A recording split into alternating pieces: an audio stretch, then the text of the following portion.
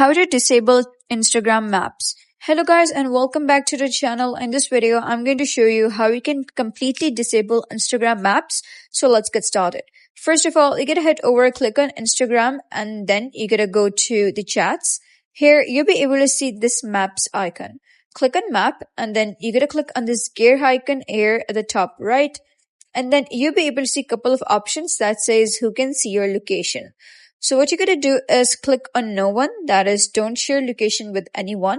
Click on done and then you're going to go to the gear icon of your phone, that is the settings application. And then you're going to go to applications, search for Instagram, click on locations, and right now it says while using the app, what you're going to do is switch to never. And once you click on never, you have successfully disabled Instagram maps. So that is basically how you can disable Instagram maps. So if you found this guide helpful, give it a thumbs up and don't forget to subscribe for more helpful tutorials. I'll see you in the next video.